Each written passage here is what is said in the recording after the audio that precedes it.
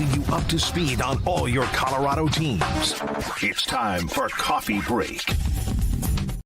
And welcome into a Victory Monday edition of Coffee Break. The Broncos dominating the Atlanta Falcons on both sides of the ball. And we talked about it. We got to preview it beforehand on Friday, and we're back on a Monday. It's a Victory Monday. Could be a Marilat Monday. When your name starts with M, you have some flexibility there. James, how you doing, man? I'm good, Richie. That was as good a performance as we've seen from the Broncos in a long, long time. They were good in all three phases, dominated the Falcons.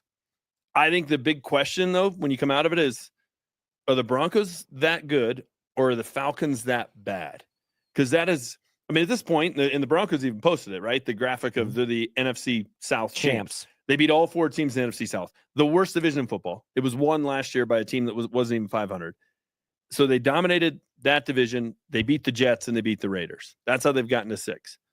I don't know what to make of it, but listen, it's not like they're squeaking by the bad teams.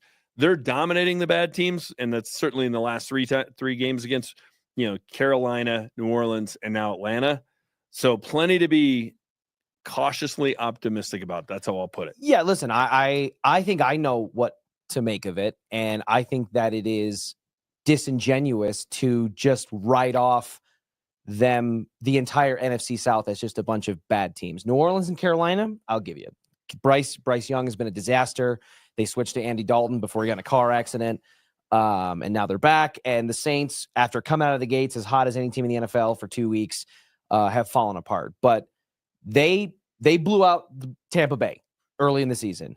And that was another team that started out hot. Now, what's happened since then has faltered a little bit, but that's a team that's missing Mike Evans and Chris Godwin. And, we're talking about a Broncos team that has no playmakers. The Buccaneers had plenty of them. They just are hurt and all of that. So I don't want to discredit that. And the Falcons may be a little bit of a roller coaster in terms of, like we talked about on Friday, what Falcons team are you going to get? What Kirk Cousins are you going to get?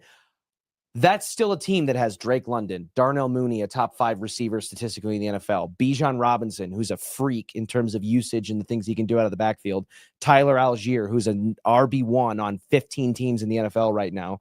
So defensively, the Broncos did what we've become accustomed to expecting without a doubt from them. But what I make out of it, I think we just had Bo Nix's breakout game. Then you've been one that's been calling for it about like, hey, I want to see what he can do against a non-JV level team. It seems like you're kind of trying to slip Atlanta into the JV category now. I'm just not sure they're not. In hindsight, we weren't talking about that last week. But this was a game, and I'll give credit to our guy, Chad Anders, who I was listening to on the pregame show. He said it where he said, the Broncos are going to win today, and they're going to win big because you're going to see a lockdown special performance from the defense, and Bo Nix is going to answer that call. And I think that's exactly what happened. I mean, there's no way you can throw for 300 plus yards and 4 touchdowns and trip and fall into it. That just doesn't happen. No, but and I wrote about it today, denversports.com. I thought there were 3 heroes that came out of the game. Mm-hmm. I thought VJ was one because his defense was awesome again. Mm-hmm. They were. I mean, you listed all the skill guys. They have talent on that side of the ball for sure, and they did nothing. No. I mean, Atlanta looked awful. They couldn't run in motion without getting a penalty. That's like 7th grade football stuff. So VJ was one. I thought Bo was the other one. Mm-hmm. You go 28 to 33 for 307 yards and 4 touchdowns. You can't trip into it. You're doing something right. He didn't have a bad throw, and he didn't make a mistake. But I think the third hero was the biggest of the bunch, and it's the one I've been waiting to see. It was Sean Payton. I agree. His game plan, you watch other games every week in the NFL, especially the elite teams, right? Detroit, Ben Johnson's offense always seems to have guys running wide open. You watch what Kevin O'Connell does up in Minnesota. It's like, how does he get guys that open? Mm-hmm. The Chiefs, Andy Reid draws something up. Yeah, it's like, it doesn't matter who's playing wide receiver. Right. Yeah. And for 27 games of Sean Payton as the Broncos head coach, I don't feel like we saw that very often. Mm-hmm. It was like, gimmicky, play against the Steelers. Gimmicky play to get an act to finally get in the end zone against the Ravens. Like yesterday, they had guys just running wide open. The Nate Atkins touchdown, the first one, beautifully designed play. The last one, the little Jordan Humphrey touchdown, beautifully designed play. This is going to sound like I'm taking something away from Bo Nix, and I'm not. Yeah.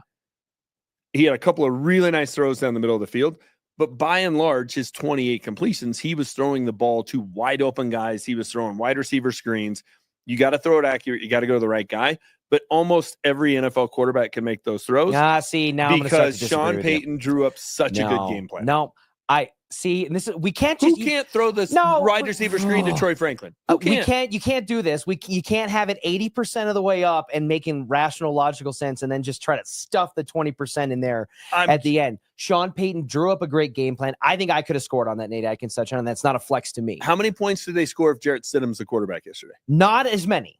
Not as many, James. I don't know. No, because he can hit Nate Atkins. Why is it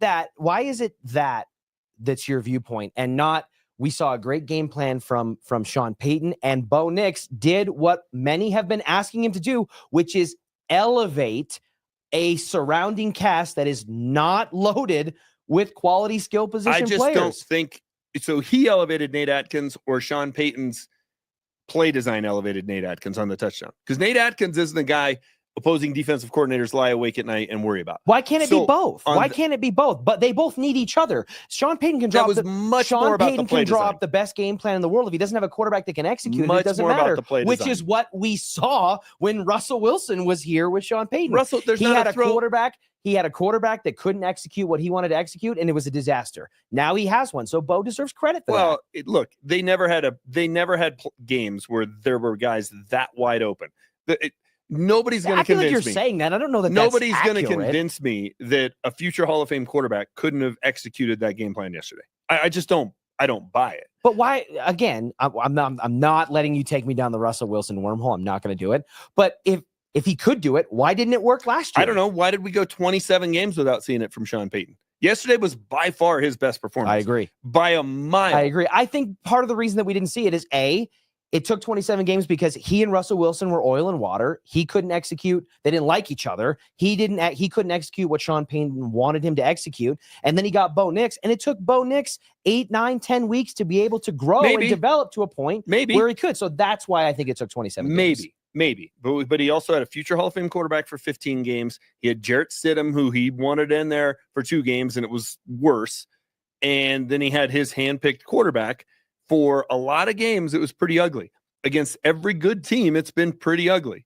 I want to see him do it against a good team. Now, but you said that we were talking about it last week that Atlanta was a good team to do it against. We can go back. We talked about we will, because we talked about every skill position player for Atlanta is better than the best skill position players. Correct. That for side the of the ball. That side of the ball. I know, James, but you had to keep pace with that. I was on Denver Sports Tonight with Will last Wednesday, and we had a conversation about, are the Falcons any good or not? And I'm like, I don't know. When you look at who they've beaten NFC South teams. They beat the Eagles, which is a good win, but it was right after they got back from Brazil. And they beat the Cowboys, who are awful. So they haven't beaten anybody. So we don't know if the Falcons are any good or not. Say that. I mean, James, it was a month ago that Kirk Cousins threw for over 500 yards to the Falcons franchise record. The NFL, crazy things happen every week. But here's the thing. They're 6-5. Their next 3 games. The Raiders, terrible. You got to win that game on Sunday. Yes. You got the Browns here on a Monday night. Awful team. Got to win that game. Then you got the Colts here. Hit and miss, but I don't think they're a good team. You got to win that game at home. That puts you at 9-5. Great start. Nobody had them at 9-5. Can you win one of your last 3? At the Bengals, at the Chargers, the Chiefs, home against the Chiefs. 2 of those teams may not be playing for anything. The Bengals, despite the fact that they're good, they're what now, 4-7? Yeah, their last. They may shut down Joe Burrow by that point, right? And the Chiefs game, last game of the year, may not mean anything. So there's a possibility this team gets to 11.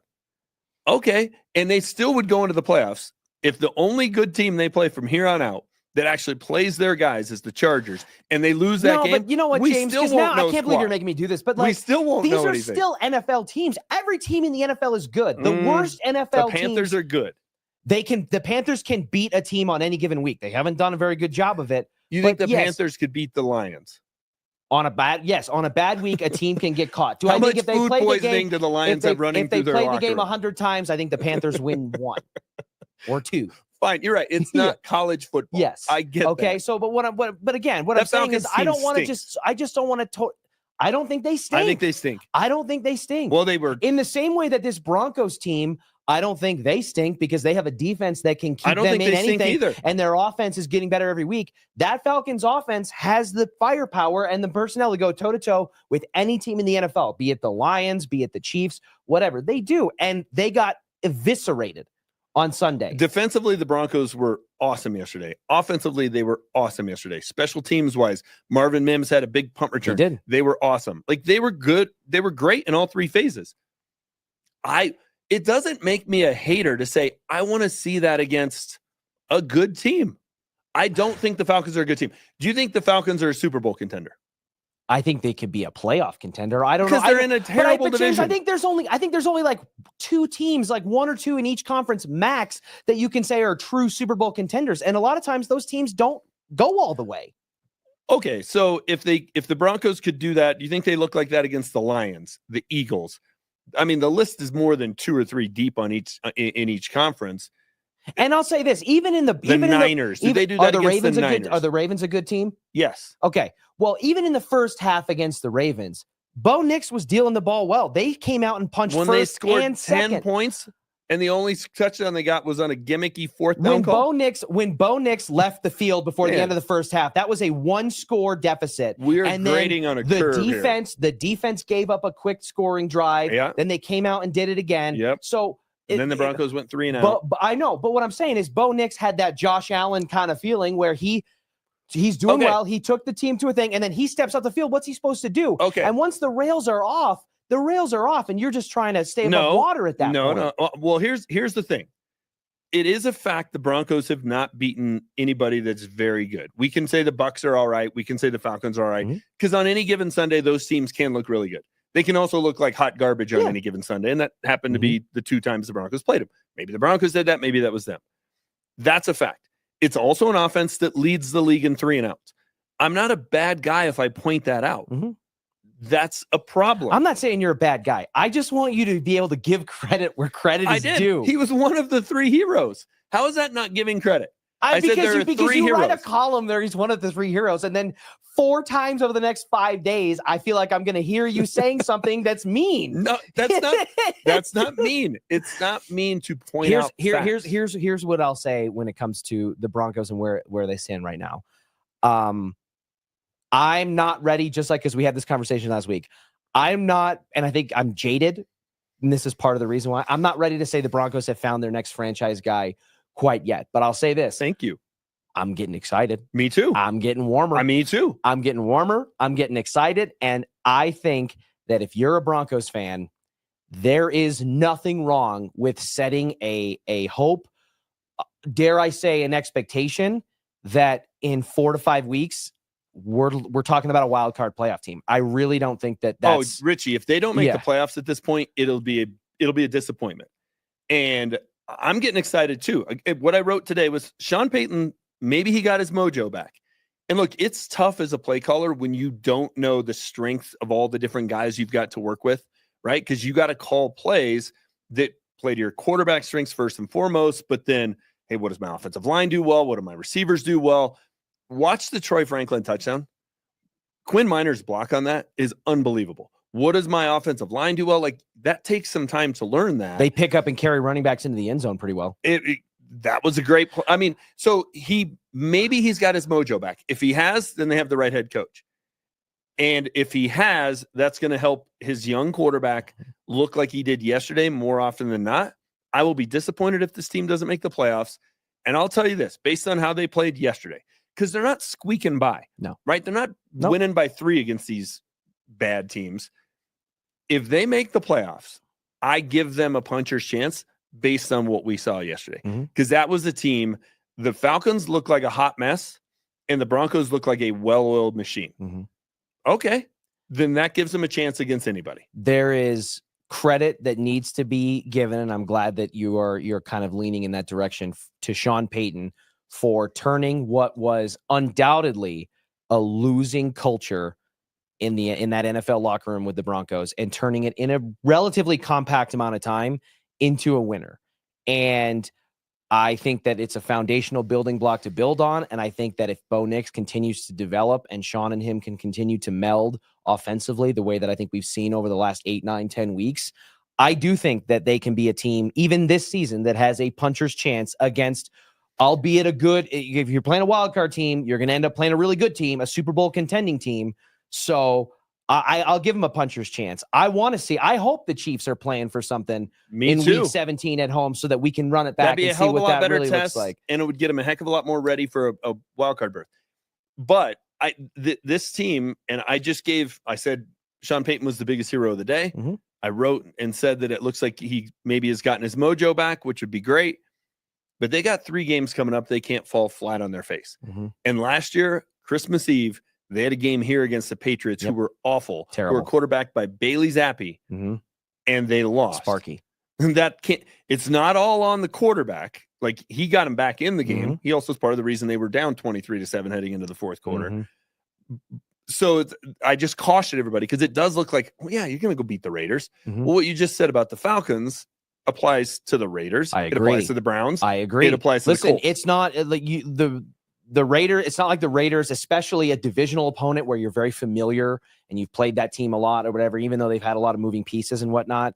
They would not surprise me at all any week if Jameis Winston, who could throw for 3 interceptions and no touchdowns one week, and then he might be able to throw for 300 yards and 3 touchdowns the next week, because he's just kind of a streaky guy like that. That's why he keeps getting these opportunities. And yeah, they can't fall on their face. And I think that also directly applies to the other primetime football team in town, in the Colorado Buffaloes, who have a strong chance at winning out the remainder of their schedule. But I'll say there is some, in the gut of my stomach, maybe I'm just a paranoid person, some trap game fear with the end of this regular season. I think they've got Kansas coming up. Now they on the box, from a box score perspective, they handled a very beaten up Utah team on their 3rd string quarterback. But it wasn't the ugliest beatdown, to be honest with you. No. It was like an 8 or 9 point game midway through the second half, going into the end of the 3rd, 4th quarter. And they pulled away late. I don't think Travis Hunter played his best game, but he's got that, like, he's almost got that Jokic kind of pass where it's like, even when he's playing a subpar game, he statistically is doing things that nobody else is doing. Yeah. But I think that in the same way that you laid it out with the Broncos, where you got a beatable Raiders team, a beatable Browns team, and a beatable Colts team, all of which, especially at the quarterback position, have been disarray. I think the Buffs have to be locked into that as well, because let's not forget that Kansas preseason was a top 20 team. Well, and they have the talent to do it. The last 2 weeks, they beat Iowa State and BYU. Mm-hmm. So Iowa State had a lot to play for. They lost to Kansas at Arrowhead. BYU was one of the few remaining undefeated teams. They lost to Kansas. So, yeah, they're 4-6. But it's a road game. That's always dangerous. Then you come back and you play the day after Thanksgiving against Oklahoma State, who's not very good. If they beat Kansas, everything is on the line that day. Yeah. I can't imagine them overlooking that game. I can't either. Saturday's the one that worries me. I can't either. But when you're a Giant, it's a fortunate position to be in, but you have to worry about the Giant killer. And that's the 3-6 team that's got not a whole lot to play for other than pride, which in college football is a strong motivator. I'm worried about it, but I have faith, in the same way that, like, a lot of the anxieties that I have had about the Broncos and how their season plays out are starting to ease a little bit. I'm not as downtrodden or anxious or pessimistic going into a game. There's excitement being brought back into Broncos football, the same way that this Coach Prime experience has injected so much life into the Buffs program. And I think that it's indisputable that Travis Hunter should win the Heisman Trophy. I think if they don't give him if he doesn't win the award, they should get rid of it. It should just become who's the quarterback of the highest ranked team. Well, what if they give it to Ashton Genty? What if it's not a quarterback? Fine, but he's not, because they're the top two. They're the top two. And I was literally having this debate at a watering hole last night with some people about the value, where you value things when it comes to the Heisman polling. Ashton Genty, the numbers statistically that he's putting up are absurd. His first game of the season, he got 276 yards and 6 touchdowns. That's where he set the bar to start. And he's averaging 8+ yards a carry now, 10, 11, we're going to 10 weeks into a season, 11 weeks into a season, and he's still doing it. It's at Boise State. It's not in a Power 4 conference or whatever, but that doesn't always matter to a certain degree, because I don't think that if you put him on the University of Georgia and he's playing SEC, would his numbers probably be that astronomical? No, but I bet you they'd still be pretty good. And for me, the determining factor, and it's not that difficult for me as it seems to be for other people, Travis Hunter's an impact player on both sides of the football. Because my response was when somebody started bringing up Ashton Genty, I said, well, show me what his stats are at free safety this season. Right. Well, that's the thing. He's an elite defensive player and an elite offensive player. He's a unicorn. He's unlike anything we've seen in college football in decades. He's without a doubt the best college football player. That's what the Heisman Trophy is supposed to be. If he doesn't win it in 10 years, 15 years, 20 years, we're going to look back at that voting like we do when Ndamukong Suh didn't win it for Nebraska. He was the best player in college football. He dominated games from a defensive line position, and the voters just couldn't see it. It was like, well, where's the offensive stats? Like that. That's just what they go toward. I think you'll resonate with some of my logic behind it, because you've used and I can't believe I'm going to bring up Russell Wilson again, but you've used the analogy when you're being mean about Bo Nix to say, hey, would you rather have Bo Nix or would you rather have Russell Wilson, Brock Bowers, and $20 million in the bank? It's not an analogy. Right? It's the fact. It's the reality. No, it's not the reality because it's not what happened. But that was the option they could have had instead. That was the choice. So you've used that parallel reality scenario before. And I use some of that same logic when it comes to the Heisman discussion. Would you rather have Ashton Genty, let's just call him, would you rather have Adrian Peterson on your team, or would you rather have an elite level corner like Pat Surtain? And I don't know that he's putting up the same production as an elite level wide receiver in terms of yardage and things like that. But would you rather have a B plus floor wide receiver and a lockdown corner, or a stud running back, Derrick Henry? Yeah, I mean, to me, it's a no-brainer. You take the two impact players because they can impact your game in multiple ways on both sides of the ball, and therefore have a greater sum impact than even a single great player who maybe statistically is better than that person is at both sides of the ball. Yeah, it's would you rather have, and is Travis Hunter as good of college receiver as Devontae Smith was when he won the Heisman Trophy at Alabama? But if you're just going to use Alabama as an example, it's like, would you rather have Derrick Henry or would you rather have Devontae Smith and Pat Surtain? Yep. That's kind of the equivalent. Because Derrick Henry's an elite level. He's a one-off too, but you got two players. That makes you the best college football player by a mile when you're playing two positions. By the time the season is over, he will have played two full college football seasons simultaneously in terms of snap and at play an elite counts. level. At an elite level. And it to me, it's just, it really isn't. And maybe that makes me a homer. Maybe that makes me this. I don't think that it does. I've heard the counter argument used against Travis of like, well, when you think of CU, you don't just think of Travis Hunter. You think of Shedeur Sanders, the quarterback who's throwing in the ball and all that. Whereas at Boise State, Ashton Genty is dragging that team into notoriety. And I don't think that a guy whose primary and best position is cornerback should get knocked against for having a quarterback who's also a stud, probably going to be a top 10 draft pick, could be the first quarterback taken off the board situation, who also has longer shot Heisman odds.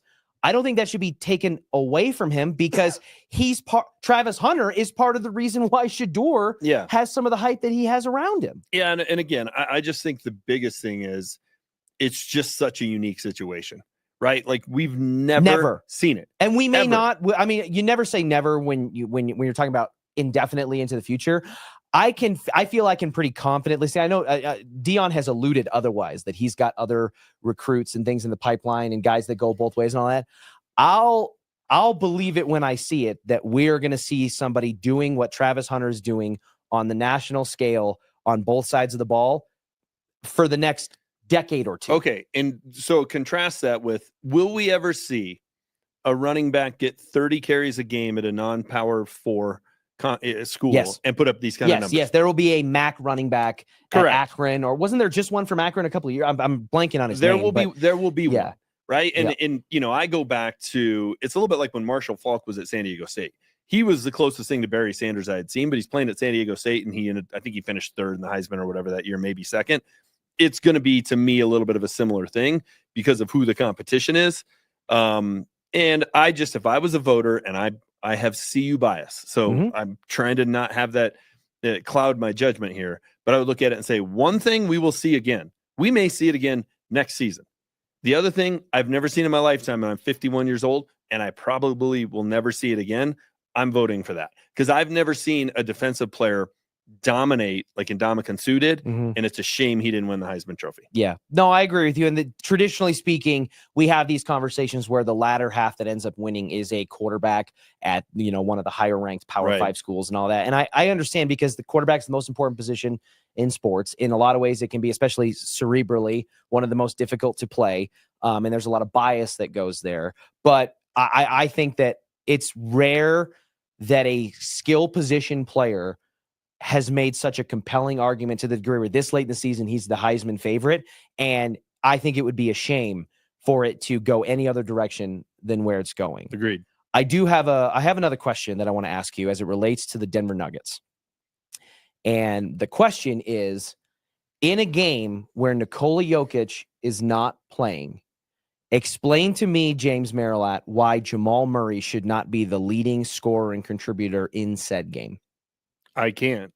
It doesn't make sense. It doesn't make sense. But we just witnessed it happen. They played Memphis. They lost one that kind of pulled away toward the end. It didn't feel like in the second half they were truly in it for most of it. But we had a game without Jokic where Julian Strawther is the leading scorer and Christian Brown is almost secondarily, the top scoring option, and Jamal Murray has like a 13-point kind of night. Because Jamal Murray is not I shouldn't say very good. He's not a really good player when he's not playing with Nikola Jokic. He's just not. We've seen it in spurts with the Nuggets. We certainly saw it when he was playing with Team Canada. He's a perfect Robin to the Nuggets Batman. When Batman isn't there, Robin just running around not sure what to do. That's the problem. But where was Michael Porter Jr.? Why is he not the guy stepping up? I don't disagree. Michael Porter Jr. didn't just get $208 million contract extension. Agreed. He got his way earlier than he might have too because of just the way the NBA works. The other thing I have an issue with, and this is a very unpopular opinion, which I know exactly where you're going to go with this, is that you're playing a game without Nikola Jokic and the head coach isn't there because he's staying home to watch his daughter play a high school volleyball game. I get it. Those moments are, hey, they don't come around. But when you take a job in an industry like that, it's like being the coach of the Lions and saying, hey, can't coach on Thanksgiving. Like, it when you take that job that you're going to miss things. That's part of it. You're traveling a lot. Yeah. You can't take the benefits of it, fame and money and notoriety and all the rest of it, and then go, but I'm not going to take the downside of this job, which is I got to miss some of life's moments. That's just the way it works. I thought that was just inexcusable. Everything in life has consequences, and there are benefits that outweigh certain levels of consequences, and it's on all of us who are in the workforce to balance those. I will also raise my hand that I feel like, as someone who's in their early 30s, I think I lean a little bit more old school when it comes to that, some of that stuff. And I'm a self-prescribed workaholic a lot of the time. I mean, I have to, be pulled off of things versus whatever. So I understand on the surface where that's coming from, but I don't think it's fair to, you use the analogy of like, hey, I can't coach the Lions on Thanksgiving kind of thing, right? Well, in the NFL, there's 17 regular season games. Everything is on the line every weekend. And that's, I think, what part of makes the NFL so exciting. There's 82 regular season games. I get it. In it basketball. Makes it different. It really does. And so I almost feel like it's not fully to where I'm about to take it, but it's closer to like, hey, I missed a couple, as an NFL coach, I missed a couple days of practice during the week. No, the game's counted. Compared to you can't miss games. You're not going to remember a month from now. You're not going to remember what game and when it was. It's not. It's inconsequential. It gets lost in the shuffle. It also sends a bad message. Where's the line? Where's the line in terms of here's what you can miss games for quote unquote personal reasons? And look, Nikola Jokic missed a game for personal reasons. Well, and we don't know exactly what it was yet. We think it was for the birth of his child. I think so too. I tend to. Is that a line where you draw it? For me personally, I would play in the game. I don't come down harshly or judge people who decide I'm going to be there for that, because you would play in the game. I would play in the game. A moment you can never get back, even if it's not your first kid. First one, and my second and third kid probably don't want to hear this. First kid, I would maybe be there. Maybe second and third. You would maybe be there for the birth of your first child. Correct. Oh Now, my gosh, James. if there was a complication in the pregnancy and it was like, oh, this is good, that change. Like, there's a lot how of are you factors going to know? that go How are you into going to it. know? You don't have your phone But on what the the hell am I sideline? going to do? What am I going to glove up and get in there? No, and you're save going to be things? there for emotional support. You're going to witness this amazing life event that some people wish they could experience. That's crazy. I didn't think you were going to say the first You child. have a job to do. You get paid handsomely to do your job. You need to show up to work. That's my opinion. If you decide to go, I'm not going to say Richie's a bad guy and lazy and doesn't have a work ethic. No, I'm just telling you how I feel about it. All right. But again, James, for a high school you sporting event, come on. You are a long time, and I would go out on a limb to say passionate youth sports coach. Yes. Okay. Yes. So you yell at 12-year-olds in your free time a lot. So you, I feel like, should have and you coach your kids too, right? Like they're a part of it, right? So you, I feel like, would actually have some more level of sympathy or empathy toward the situation, because you, on a much smaller scale than Michael Malone, in terms of the magnitude of it, know what it's like and what it means to be there for your kids in those moments. And Michael Malone, who I don't think he does this a lot. I mean, this is like, he's missing one game this season so far. I don't know that it will happen again. It probably won't. I don't know. I mean, but if he misses, what if she's in like if he misses school production of Oklahoma? I mean, it was a playoff game, James. All right, but here's the thing. And I'm glad you brought up. But yeah, because if he misses 95% of them, is it really that much of a crackdown that he made the 5%? Yeah. Look, he's got to miss them all. I coached 12-year-old football for a grand total of $0. And my middle son's a sophomore. I missed his first ever varsity completion because I was off coaching the 12-year-olds. Because I have a responsibility. I'm the head coach. That's my job. That's what I signed up for. But that's picking one son over the other side. Okay, so then last week, we're now in the midst where there's football and there's basketball. So my son, who is on the team, who I coach, had a basketball game. And in our family, it's game over practice, right? Like if you have a basketball game, you go to the game, you could skip practice. Can't skip practice for basketball practice because you got to finish the season you're in. Whatever. So I'm getting off track. He had a game. I didn't go to his basketball game. I coached the other 24 kids who aren't my kid because I'm the head coach and that's my responsibility. Like I just don't know, don't James. get it. I mean, listen, I think coaches get a little overlooked when it comes to the grind of the job that they have to do, and they get paid handsomely for it. I'm not even going to argue that, but I think there's a lot of late, lonely nights eating, McDoubles in a dingy film room, with a projector. I think there's a lot of nights staying at the Ritz-Carlton on could be, fancy sheets and could be, but you're out of town, 9 weekends a year, and oh my gosh, cry me a river. Listen, I get it. Like I said, I think I come from a little bit more of that mentality. It's not like it's the guy that has to go battle TSA every Monday at DIA and cram into a coach seat on Southwest and try and find an overhead bin and then stay at the Holiday Inn Express and go out and try and make a sale. I mean, what are we talking about here? And that James, guy misses his daughter's volleyball game because he's trying to put food on the table. All I'm trying to say is I think that while these sports figures, these entities, be it players, be it coaches, live a larger than life kind of benefit that we laymen's, you and I, don't really get to experience. There are still moments where they're people. They have kids who have games, and they have things that everyday people like us. So where's the line? The school production of Oklahoma. Does he just skip games for that? No. Well, who's establishing this line? Nope, that's where I'm drawing the line, just as of now. My line is just further this way, and it's you don't miss. Now, your line is just you don't miss anything. No, unless like somebody, not even the birth of your first child. That's where at least I have a line where I think it's acceptable. You don't. I think if there's a death in the family, something like that, of course. Like there's a reason there's like bereavement leave. And all the you're rest just putting him in a box. What you got a job to do, James. Listen, I'm not saying I wouldn't skip funerals to playing a game or coaching. You're crazy. Okay. All right. Well, they're not going to know I'm at the funeral. That's true. Clearly, one of us has a little bit more compassion and empathy than the other. I think you listeners can discern who is who.